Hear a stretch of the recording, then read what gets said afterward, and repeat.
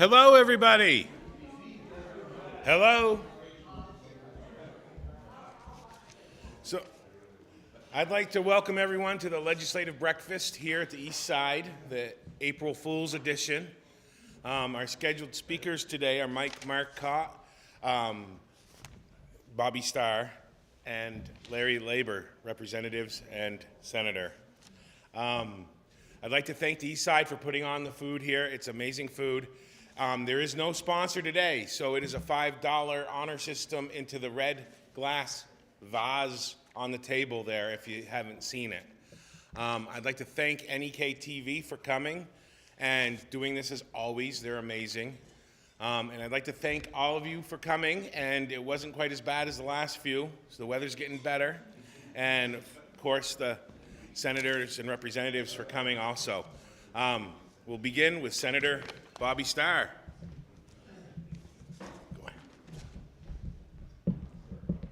Well, thank you, Dan, and the Chamber for hosting this. It's always a pleasure, especially on April Fool's Day, and a nice morning like we're having to be here with you folks. We just got through, or still in the process of crossover in Montpelier, where we have to have our Senate bills over to the House by, well, they have to be in the process by like last week and vice versa. And we did get I guess I should have started by saying that I chair the Senate Agricultural Committee, as well as sitting on the Senate Appropriations Committee. And we did, in our Ag Committee, get all of our S bills over to the House that we're sending. And we received back a half a dozen or so bills from the House. One was at our food markets that we have all summer around the state. Farmers were only allowed to sell whole chickens, and the House sent us a bill, and I expect we already have started working on it, and we'll pass it where farmers can sell parts of chickens. And it's, you don't think too much about it until you really think about it.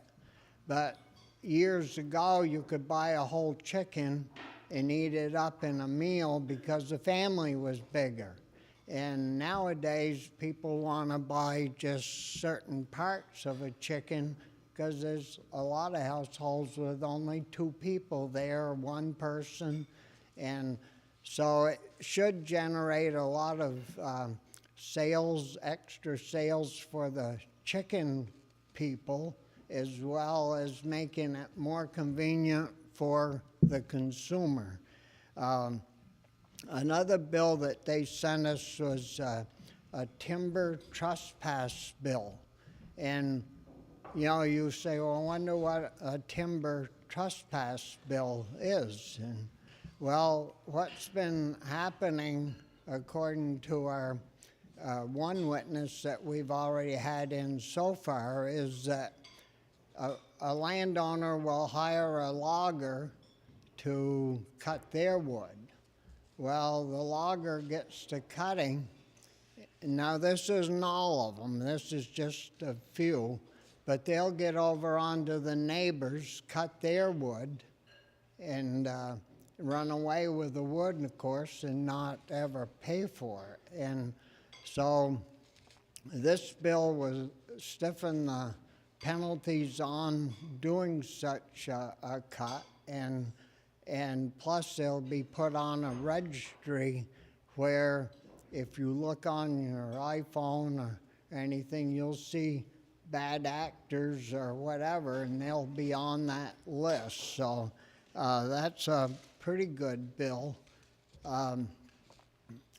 Another bill that's going to be kind of fun to do is some children down in Vermont, Vermont. It's a little small area.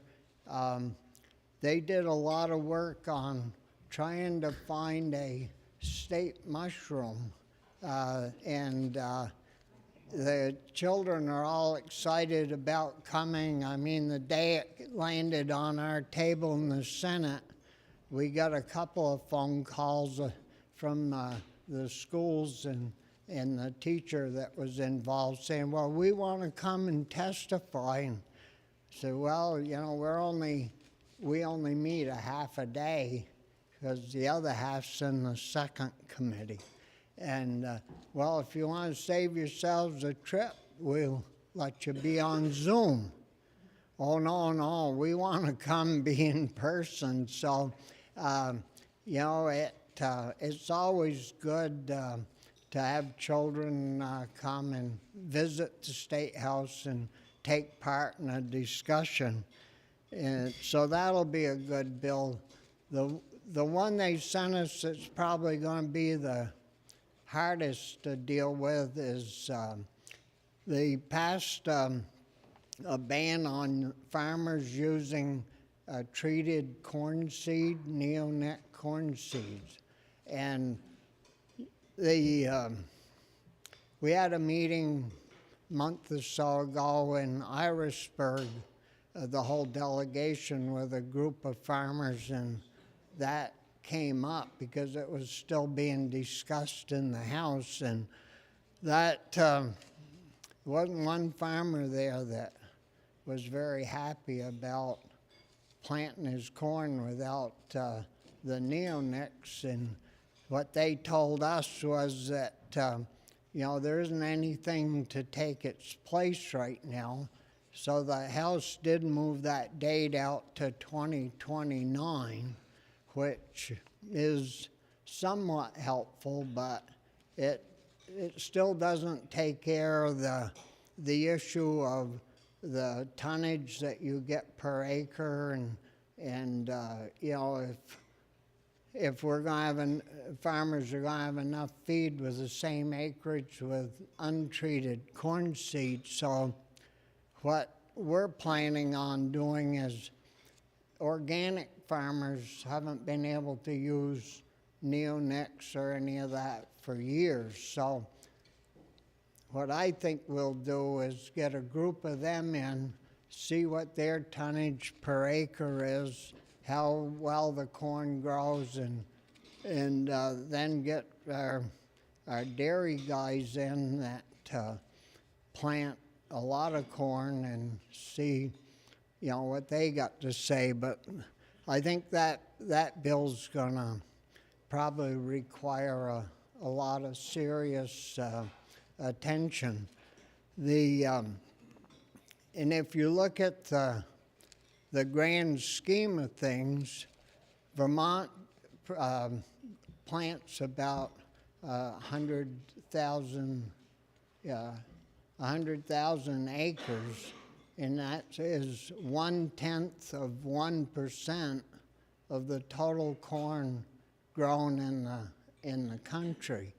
And we have taken some testimony, well, an introduction to the bill, and if you figure it on our 100,000 acres, Vermont uses 5 ton of neonics to do the 100,000 acres. So it's a very small part of the total, and you know, sometimes you learn a lot about things doing a bill like this, and I expect we'll get quite a lot of learning, and there's no real winner in the whole deal when you get done.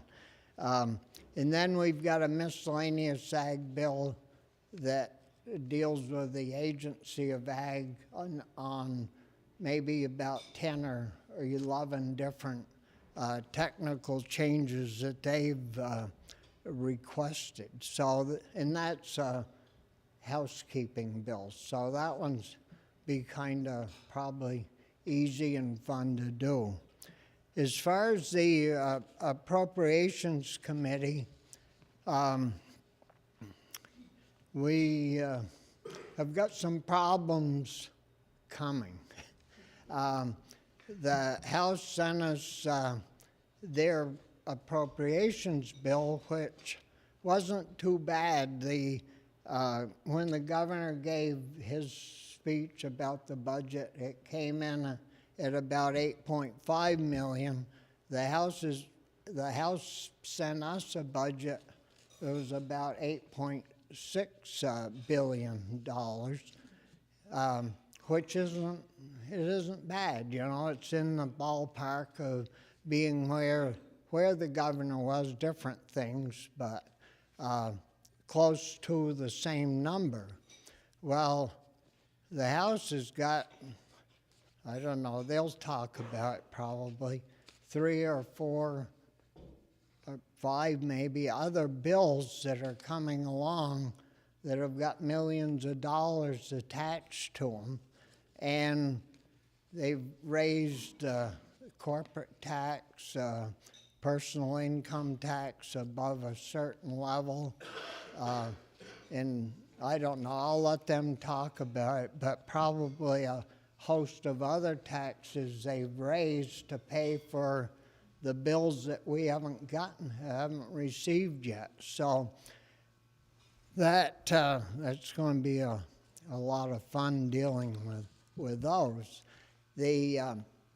And over on the Senate side, what we do when a bill, if you don't have a bill come in by the deadline, then your bill dies. But if it does and it has money hooked to it, we take the money out, set it aside, make a list, and put it on the list.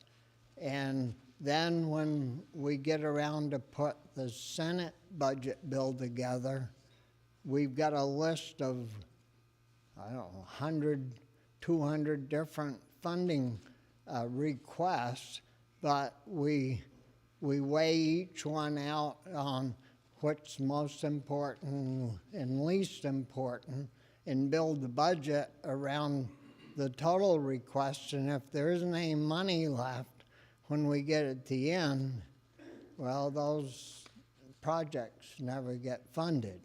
And I don't know how this is going to work with getting these extra bills with money hooked to them and taxes hooked to them. But with the school tax going up the way that has in a lot of areas, we've been fairly fortunate up here because of a bill we passed last year on weighting the children that we do have in school. So most of our towns have been spared a huge tax increase, but there's a lot of places that are going to get a 12 to 15% tax increase, and then if we have to pass a bunch of other or more taxes, it'll certainly make it much harder for our people to survive. There's some other bills that I wanted to, we okay? I've gotten a lot of emails on 258, S258, the changing the fish and game department all around, and that bill required, or it didn't require, but it got a lot of discussion, and they wanted to change the makeup of the board and who makes the final decisions, and we really didn't have any support from the hunting and trapping and fishing people to support that move.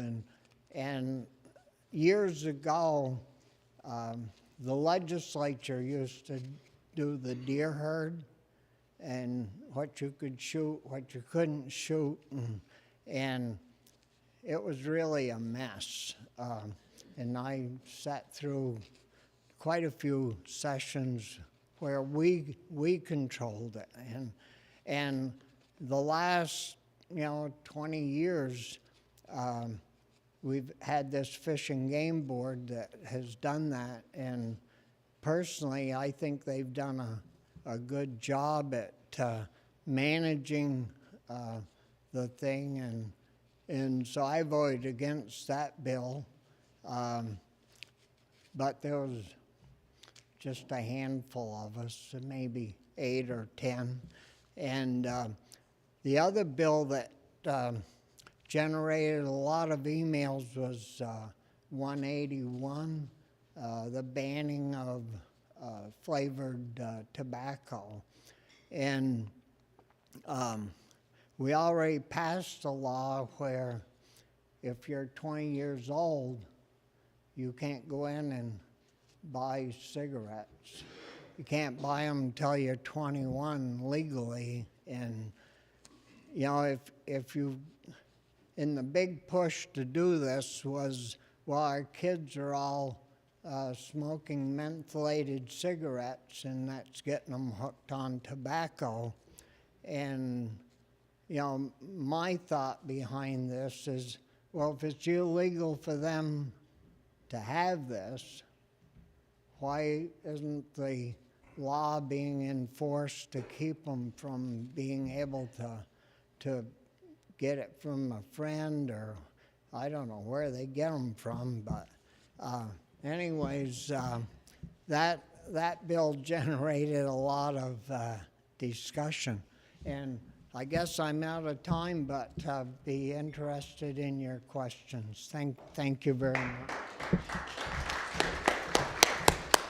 Thank you, Senator Starr. And when I introduced him, I neglected my duties, and I apologize. He serves on the Senate Committee of Agriculture. He is the chair of that committee. He is also on the Senate Committee of Appropriations, and he has been a member of the House since 1975. And then,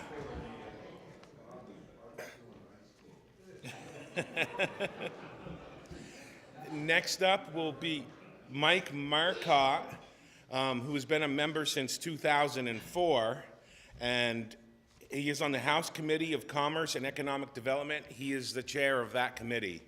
So, thank you, Mike.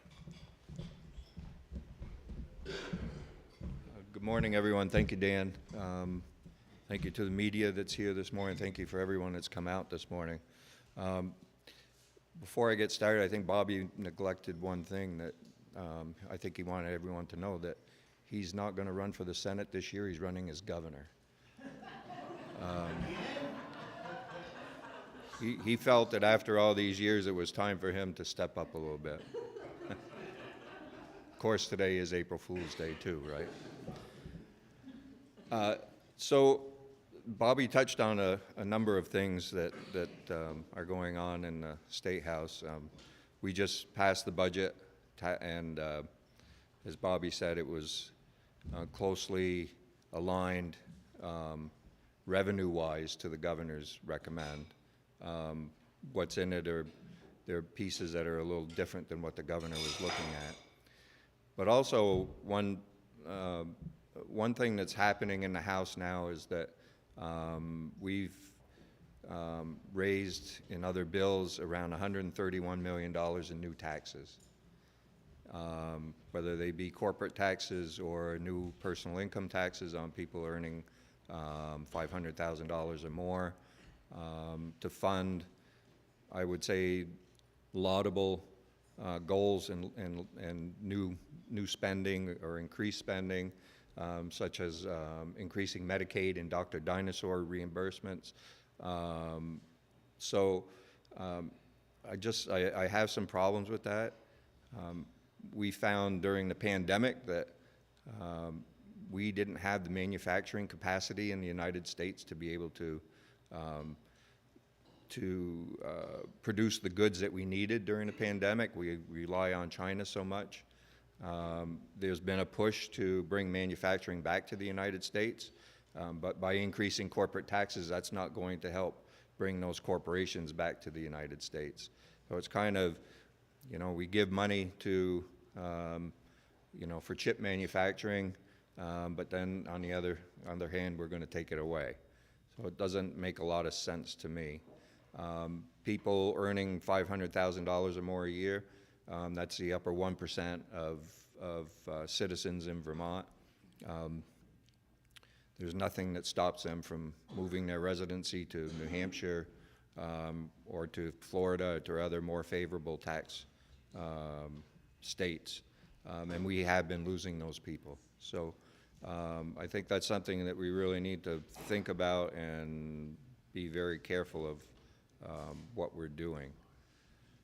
Also, in my committee, we passed H121, which is the data privacy bill. This is a huge and complex bill that we sent over to the Senate, something that we worked on all session, up to this point, all session long, to make it across, to make it through crossover. So now it's in the Senate Economic Development Committee. There, we'll start taking testimony on that. They in turn sent us S289, which is a kids code bill, which is kind of a companion to H121. So we'll start working on that. We need to really work on aligning definitions within the two bills. H121 will be kind of the basis for how we deal with data privacy, and we'll continue to build on that. Also, we'll start looking at AI and how that needs to be regulated, and how we can fold that into 121 if we have enough time. There's probably about 8 weeks left in the session, and so time is of the essence now for us to really get moving. Bobby talked about the neonicotinoids bill. We heard a lot on the floor about that bill. It didn't come through my committee, but through debate on the floor, there's a lot of good points for and a lot of good points against. One thing we did learn is that Quebec has banned neonicotinoids for the last 5 years, and from what we heard on the floor, that hasn't really been an issue for them. And there are other pesticides that can be put on the seed other than neonicotinoids. So I think we need to really look at that. Our bill is kind of tied to New York. Theirs doesn't go into effect until 2029 as well. So we'll see how that all works out. The neonicotinoids, from what we heard, is not water soluble. So, of course, we've heard that it's devastated the bee population in the state. We also heard on the floor that it hasn't. So not quite sure what it's done to the bee populations. I know personally I don't see very many bees around my house any longer. I'm not sure if others have seen that as well. It also gets into the water stream. We've heard that once it gets into the streams and rivers, that it can kill other insects that are in the water that fish feed on. So that can be detrimental to the fish population as well, reducing their amount of feed that they have. So I think we need a lot more information on that. We also passed H707, which is a workforce bill. It was designed to, number one, reduce the number of members on the State Workforce Development Board. Currently, there's 63 members on that board.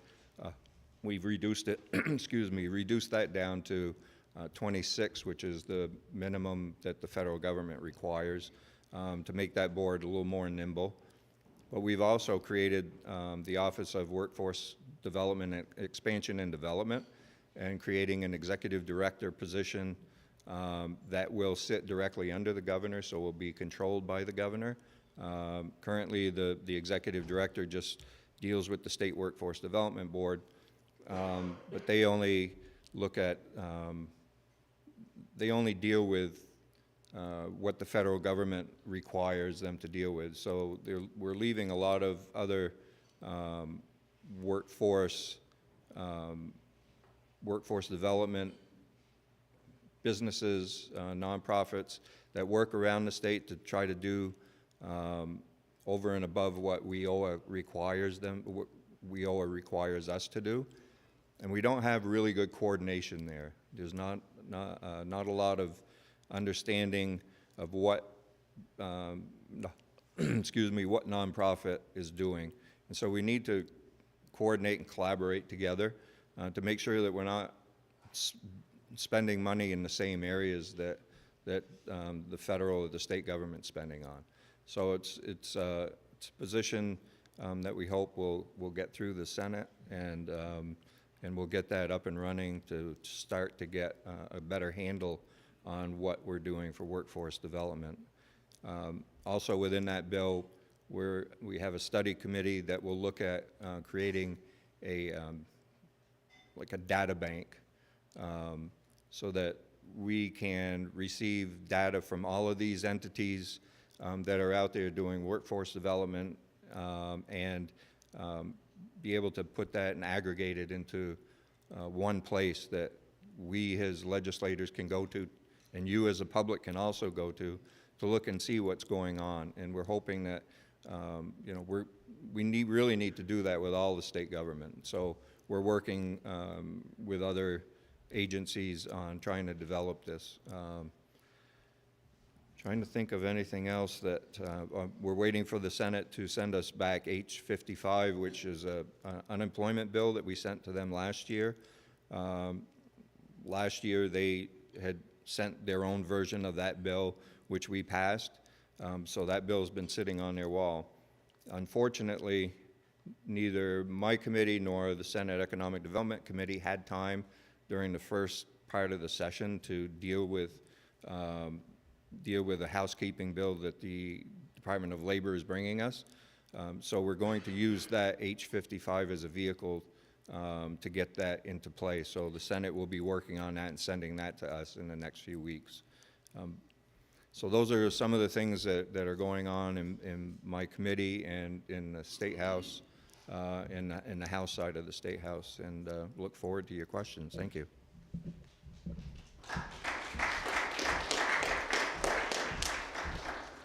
Thank you, Representative Marcotte.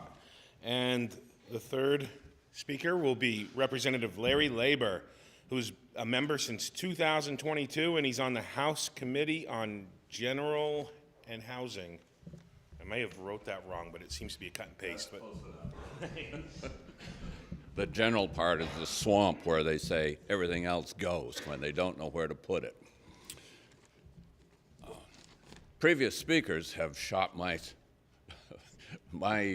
delivery all to pieces. So I'm going to fill in as best I can. Discussion came around about neonics, and that's quite a controversial topic down there. You have the one hand where the farmers want neonic treated agricultural seeds, not sweet corn. And the allegations being that, well, this will eventually pollute our waterways. Well, yes and no, according to the literature. And if you look at the Cornell study, Cornell said, well, we reviewed 1,000 different studies on neonics. Well, that's true, but that was a meta-analysis. They didn't perform the studies.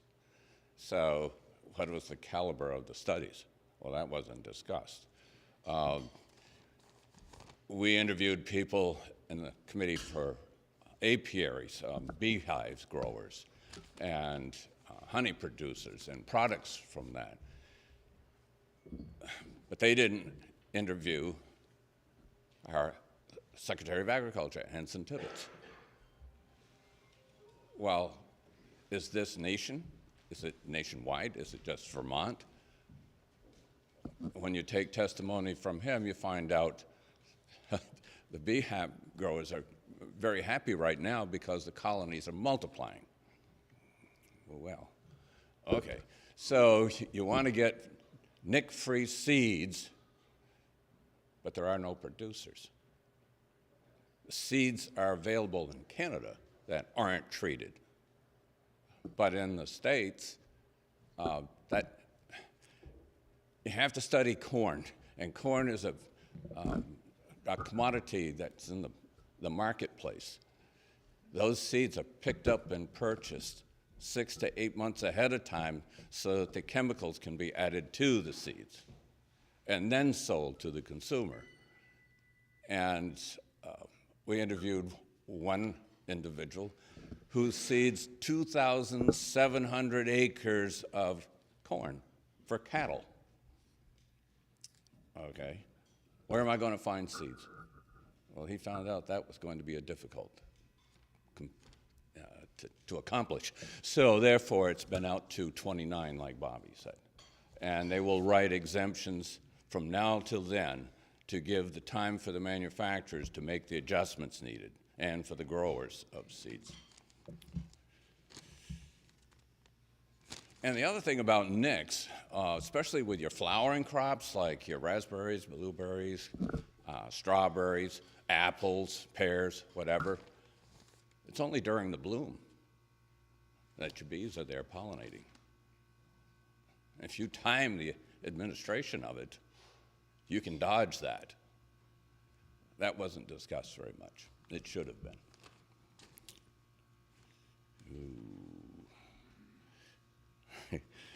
H-883, that was kind of controversial for a while. At the time we discussed this bill, the state was paying $132 a night for unhoused people to be in hotel rooms, etc. Well, there was no, quote, common purchasing agent. That's been negotiated. That's down to $80 a night now instead of $132 for a significant savings. Let's go to health care. You say, well, you're in housing. What's that got to do with health care? Well, actually, we're a policy committee. And as a result of some of the things we got put into some of the bills, over 315 students are going to benefit from decreased tuitions to become dental hygienists, mid-level healthcare providers like an LPN, X-ray rad techs. So that should, with the incentive that the state is giving to the health care through the Vermont State College system, we should be able to retain a whole lot of those kids to ease the staffing crisis that we're currently getting. And I'll give you an idea on the dental technicians. There's discussion about training them, giving some additional training, so that they can actually relieve the dentists of some of that tedium to do fillings. That would be a good thing. It'll relieve a lot of the load. What else would you like to hear about? The big bill. The big bill is proposed was $8.53 billion. And you heard that right, that's a B. The approval came through at $8.6 billion. Well, that's not too far off. They don't tell you is that some of the things that the governor wanted just got gone, and some of the things that they wanted in the House and Senate got filled in. So that's the disparity between the two numbers. The 131 million that Mike talked about, that's going to be coming to us in the form of increased taxes. You're not going to like your August tax bills when you have to pay them in October and early November. Depending upon the school district, there was 30 school districts in the state that turned down their budgets. Well, that's going to come back to haunt us too. So, 12 to 16% of the increase in the fuel in the school district budgets is due to health care. That's not easy to dodge.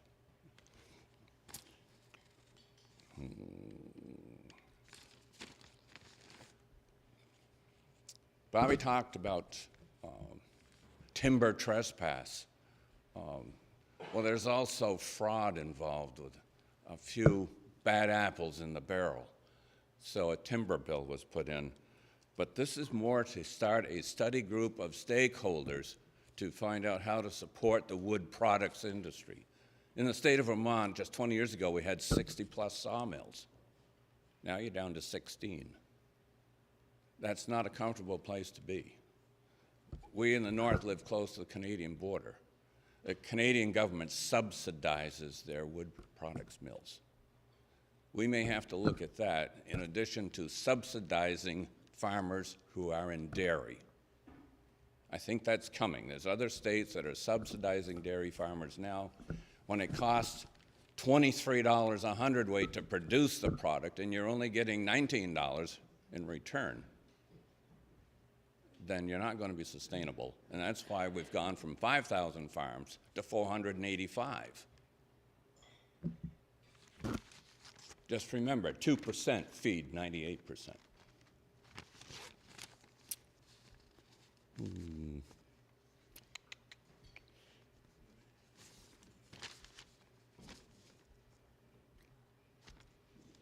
In the timber trespass bill, there's also monies put in for water quality. As you know, whether we like it or not, the weather is changing here. We are subject to climate change. So when a forester, you used to go and mark trees and the logger went in to do a harvest, you had probably 4 months of frozen ground weather in which to do that. This last winter, the ground never froze. That's not a good thing, because you can't put heavy equipment on it and not leave a rut. A skidder is a 4-wheel drive rototiller. It can't be helped if the ground is not hard. So they're putting in monies for temporary bridging that can be rented, bridges that can be bought by harvesters. And I don't know of anybody that loves the land more than loggers and farmers.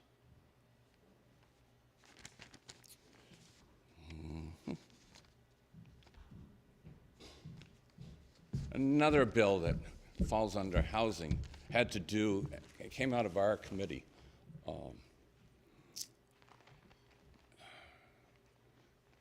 No-cause evictions, I guess, would be the proper discussion of the definition, where some less than admirable landlords would give 30 days notice and you're out of here with no planning for where to put them.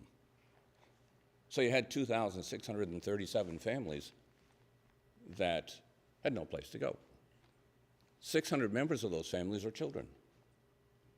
So then you had the $132 per night charge.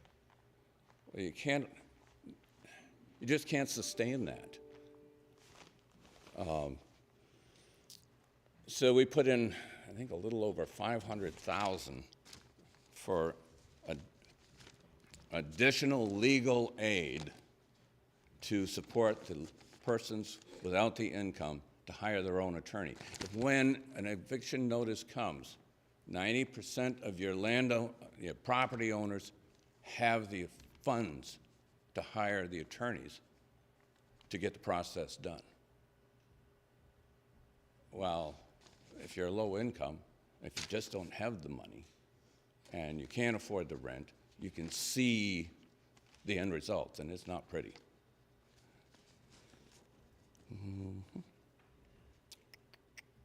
We attached a $750,000 for DCF to be able to weatherize and supplement the weatherization program through NITO and other nonprofits to handle manufactured homes, to increase the weatherization in them, and try to get monies set aside for cold weather heat pumps. And you say, well, yeah. I got the cane already. If you have any other questions, shoot them at me. Thank you.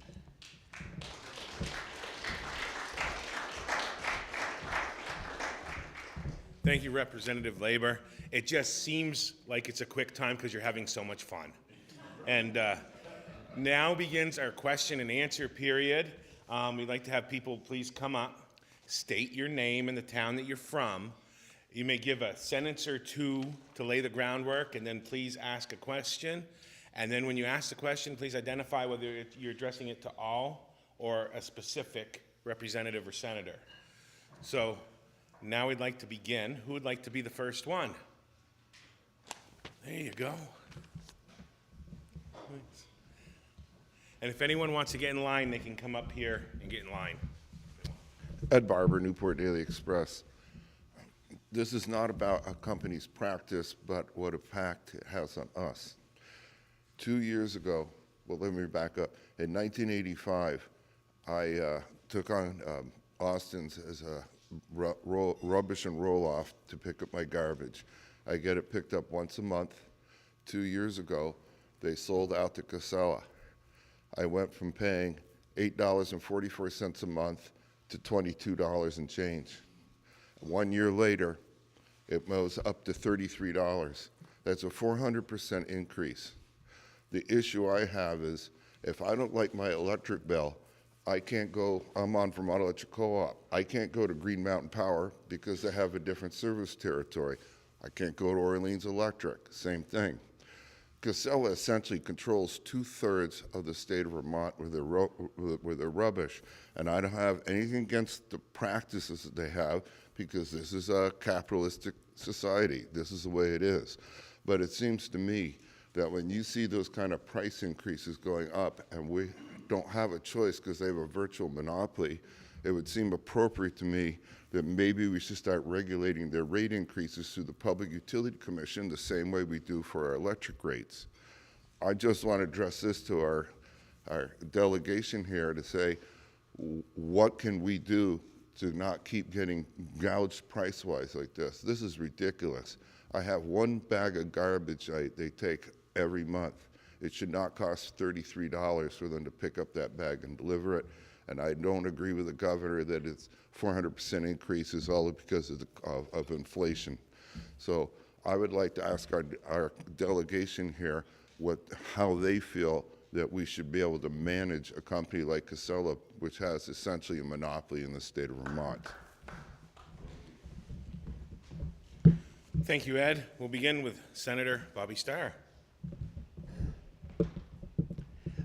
Thank you, Ed, for the question. I think this monopoly has been coming for several years, and it's finally hitting home where the small independent trash haulers are selling out to the larger one. And I think it is our job in Montpelier to have rules and regulations to handle monopolies when you see them coming. And I think this past year is really put, brought this to the forefront. And I would think our Public Utility Commission would look into this and possibly see if there is a problem. Certainly sounds like there's a problem if you go $30 for one bag of trash. But I'm glad you brought that up, Ed, and we should look into it. Representative Mike Marcotte.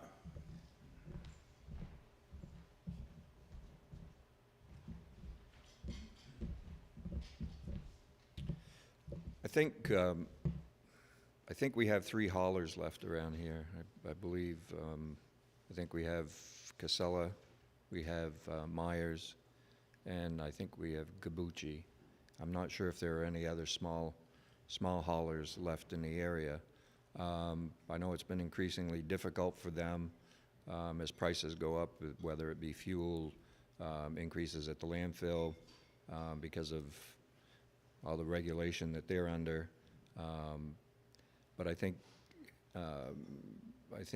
his Casella waste is, or Casella, the hauler section of Casella continues to purchase other haulers. It may be something that the Attorney General's office should be looking into as well, to make sure that we're not creating a monopoly or allowing that to happen.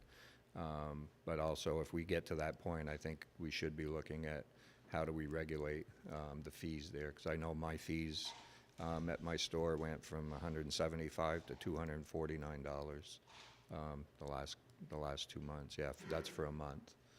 We don't generate a whole lot of trash, but certainly more than one bag a month. So I think it's something that we need to keep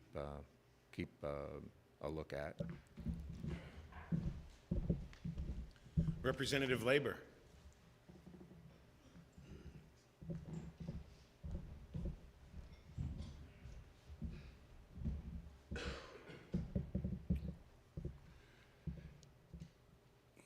I'm not sure how to approach this.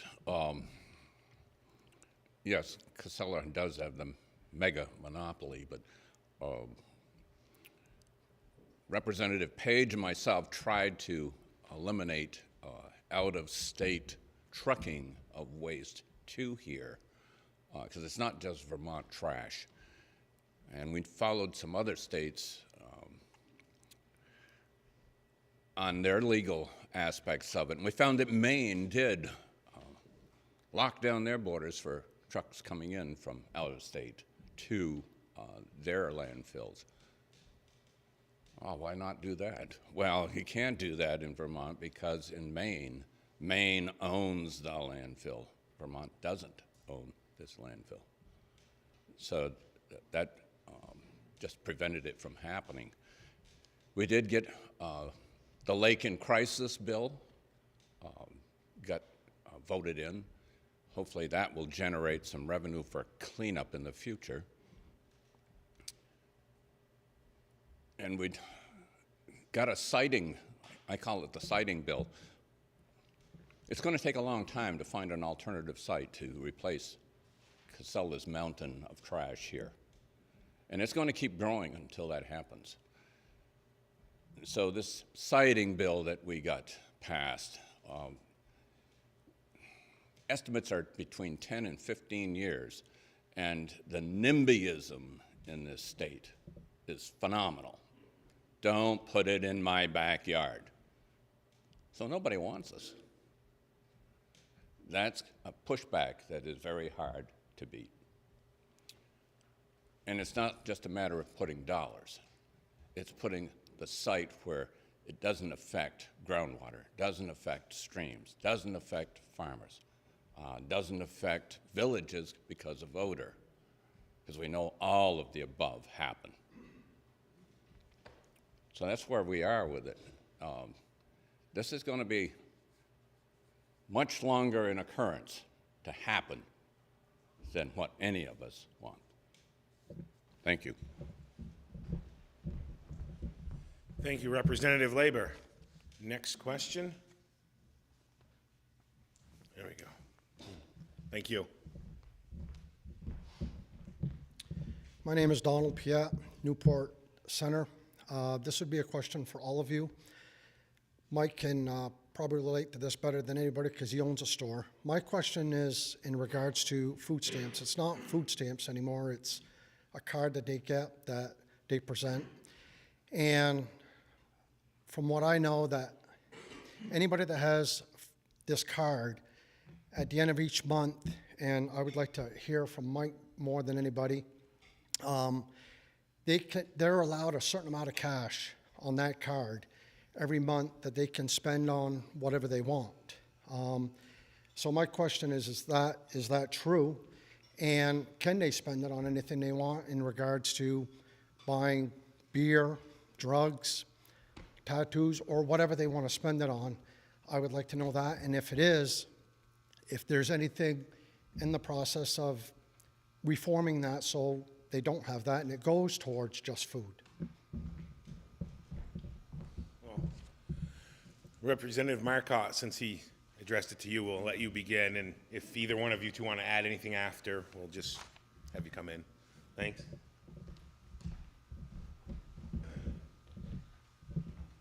Well, I have limited knowledge. I don't accept SNAP benefits at my store. So my understanding is on the card there are different programs that can be loaded onto the card. So there are the SNAP benefits, which are the food stamps for the card that can only be used to purchase food. But there are cash benefits that recipients are allowed as well that are also on the card, and that can be used for anything. Whether or not we can make changes to that, I don't know. I would probably think that we could, but I would say that the majority of representatives and senators at the State House would not be interested in making those changes. Senator Starr, would you like to? Okay, thank you. Yeah, I don't really know much about that. We Props or Ag, we haven't talked about that. And as far as some of these programs are concerned, the rules and regs go through the federal program because that's basically where a lot of that money comes from.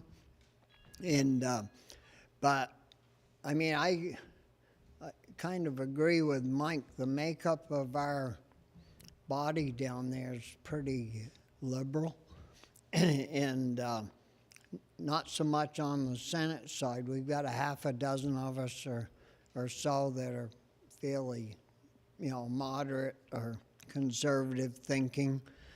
But on the House side, it's, sort of one-sided by quite a bit.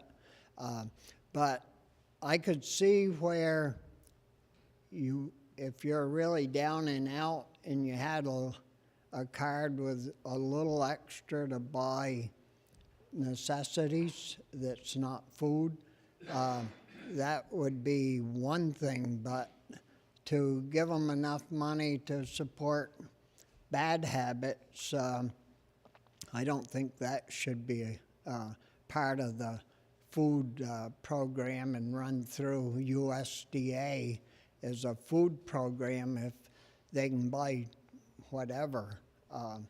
So something that we could look into certainly and be glad to. Thank you. Representative Labor, would you like to? I don't have much to add to that. Okay. If you go up at the end of the month, about midnight, you'll see a lot of EBT cards being free charge. Okay.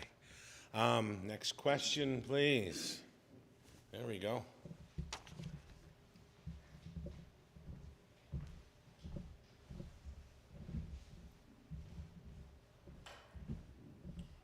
Bernard Peters from Irisburg. Question. We have businesses that come here, which we want, but do we also have nonprofit? Some of these businesses that come here really need help. Other businesses got big money backing them. So my question is that you got tax-free and nonprofit to help these businesses start.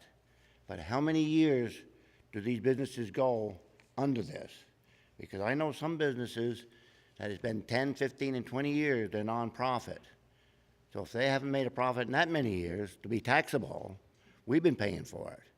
So my question is, how many years do these people and businesses that are going under these rules that they know how to do it, they keep going nonprofit, non-taxable? How many years, and when should we start making it right for them? Because some businesses need this. I'm not saying they're not. But some of these have got the right people making out what they can do, and they know how to get by some of these rules and regulations. So how many years does nonprofit, non-taxable have to go before we do tax them? Thank you for the question. We'll begin with Senator Starr. Thank you, Bernard. Usually a nonprofit is an organization that helps people, promotes certain things that they believe in, and I would have to know more, I guess, about what type of a business, a regular business is running under a nonprofit name, because I believe that would be an illegal purpose to be qualified for a nonprofit organization. So, if you have names of a company that says they're a nonprofit, but they're really a profit-making company, it would be good for us to know. But the auditor, our state auditor, loves to dig into things like this, and I'm sure that if he has had any complaints, he'd be onto this like flies are onto their thing. So I'd like to get a name or names of companies that are operating as a nonprofit, but they're really a business that's buying, selling, manufacturing, doing things of that nature. Representative Marcotte.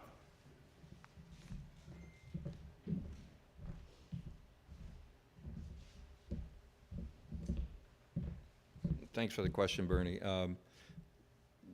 Nonprofits generally don't change their structure to a for-profit. As Bobby said, they're generally there to assist, as beneficial to the public. So, like Bobby and I sit on the VNA board, Home Health, for our area. That's a nonprofit. Also, we have a lot of nonprofits that assist municipalities and assist the workforce in different aspects. So I don't see that changing any, because it is generally a public benefit. So I don't know that. There may be some nonprofits out there that maybe should be for-profit, but I'm not aware of which ones those would be.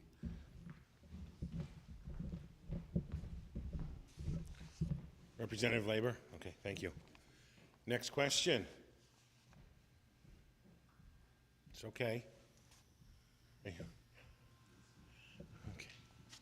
thank you.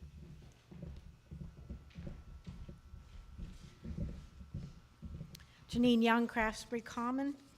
I have a little difficulty understanding the differences in a couple of the bills that have gone through. H806 is one of them that is Libraries, History, and Informative Technology, Public Library, Prohibition of Book Bans. Then you have, I think it's, I ended up printing this so small I can't read it. H806, again, is about book bans in the schools. You passed H220, which there was one good thing about age-appropriate books. But it also reduced the age from 16 to 12, where parents can't access what your children are reading in the library from 16 down to 12. We've already lowered to age 12 what parents can find out about their children's medical history. Maybe the question is, what is an adult? If you can't buy cigarettes or vaping till you're 21, you can get your own medical care at 12. You can get your own, secret book things at 12. Some people want to raise the age of getting a gun to 25.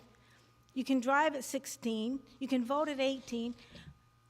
What is the age of an adult? When can you make your own decisions? And you stay on your parents' insurance till you're 26. Can we define what an adult is and when people can, how long parents can actually control their children and be responsible for their children? They're in the end responsible for their children. Let's set an age for what's an adult? Thank you for that excellent question. And you can be in the military at 17, just so you know. Senator Bobby Starr. Thank you, Janine. Some children are never adults.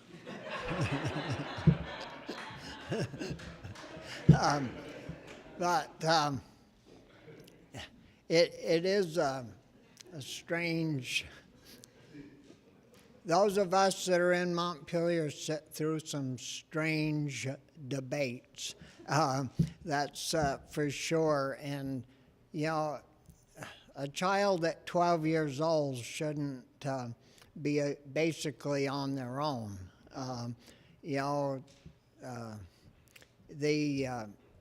Parents have to be parents, and I think a lot of times you can see it on TV where companies will have their children window worlds, that advertises on channel 3 or 5.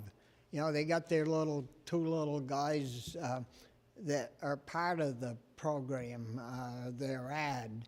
But parents, I would say a lot of this is caused by poor parenting. And, as busy as I've been through my whole life, when my son was growing up and I was in Montpelier, my wife was taking care of him well. If there was something going on at school at night, I would drive home to participate in that. And I don't know, we try to get kids to be grown-ups way too quick, and instead of letting them play and be children. And I don't know, it's our society that causes this. The smoking ban. Golly, if you're supposed to be 21, you can go in the military at 18. You can get married when you're 18. I guess you can have children at, I don't know what age, but it's a young age.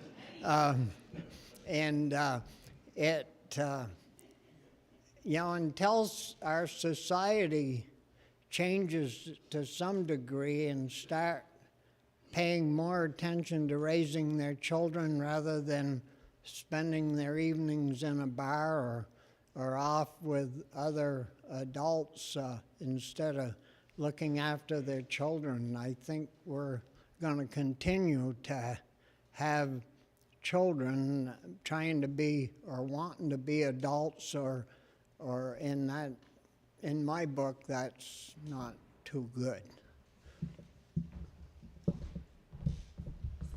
Representative Marcotte.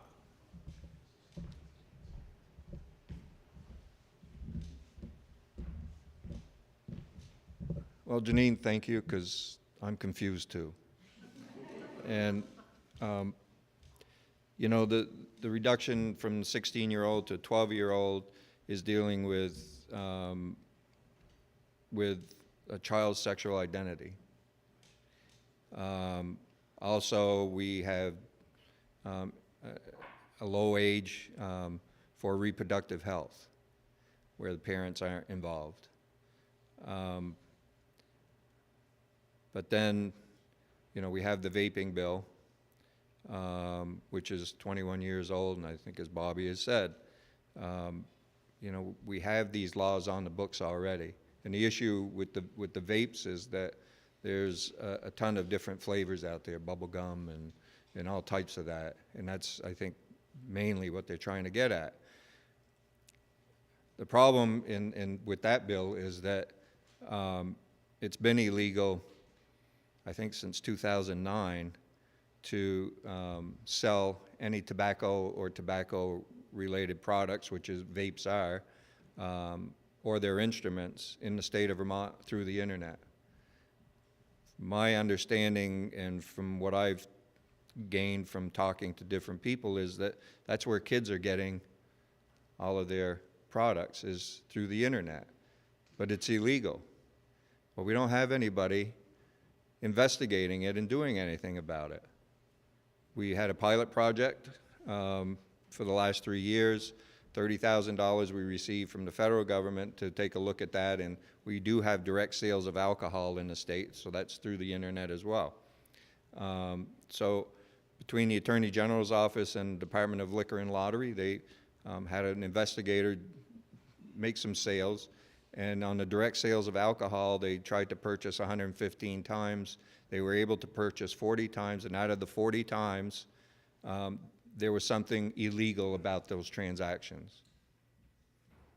They're required, just like I am as a business owner, store owner that sells beer and wine, to make sure that their people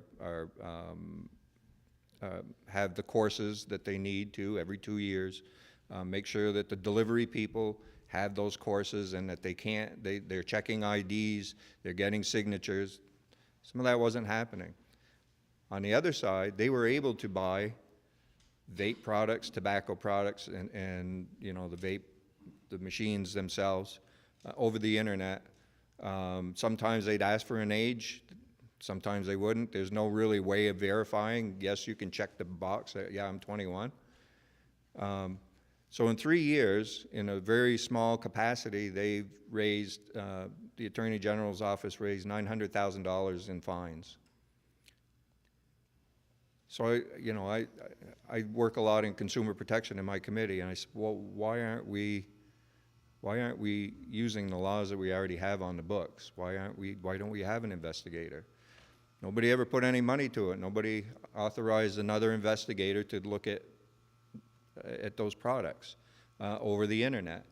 So in the bill, I amended it with a piece that says that would authorize the Department of Liquor and Lottery to put on another investigator, and we pay for it through the fines that we receive back, and any extras go back to the general fund. And it passed. That should have been the first place that they looked at. It's not banning everything. And I digress from what Janine's question was, but it's all part of, you know, we have different ages for different things. And it makes it tough for all of us to really understand who's responsible for what. And I'm sure as a parent, it's got to be even more difficult to understand what my child can access without my knowledge. So I don't know what the answer is, though. Representative Labor.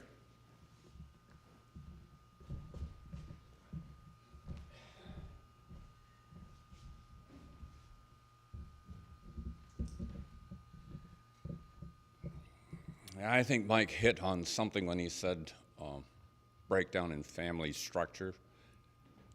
When you look at some of the schools that take care of kids that come from dysfunctional families, it's appalling. And if you want to, they can't give you details because that's HIPAA protected. But when you see the happenings of it, and you take testimony from lawyers on it, parents' rights seem to be, we're dancing to a whole new alphabet down there, LGBTQ+. So there's a lot of groups that come in with their ideas. Some aren't too bad. Others, I would describe as, what planet do they come from? It's that bad. Culturally,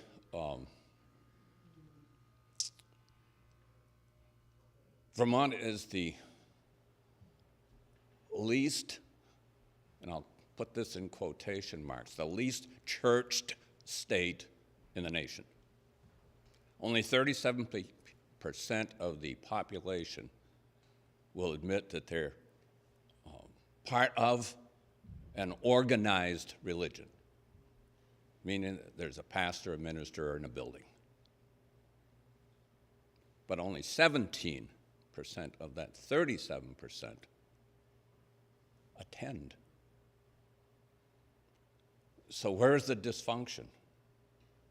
I mean, parents have a responsibility, and yet you take an emancipated female. How did that happen?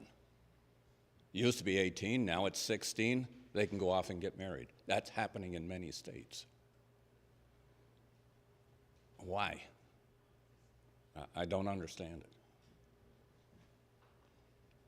On a lighter note, let me tell you about the mushroom bill. This is kind of cute. It has nothing to do with psilocybin or other hallucinogenic mushrooms. This is more of a civics class and a forward-thinking teacher who had kids, multiple age groups that he taught and is still teaching. And we're one of 5 states that will be entering, and if we pass that, and I'm pretty sure it's going to go through, we will become the 6th state to have a state mushroom. Now states have a state flower, a state plant, a state bird, a state fish, etc. Well, those other 5 states have a state mushroom, so why shouldn't Vermont? So that was part of his civics training with the kids, and they went through our committee, and out on the House floor, they were up in the gallery watching the comings of a bill, and it was amazing that they picked this bear-tooth hound mushroom. It's a pretty mushroom. It's actually edible. And it grows, I guess, down in the area where this school and this teacher and these kids came from. I believe it was around the Berkshire area. And mushrooms are a very important part of our environment. They can take a dead tree and start the decomposition on it and accelerate it and turn it into humus a lot faster than if there's no mushrooms.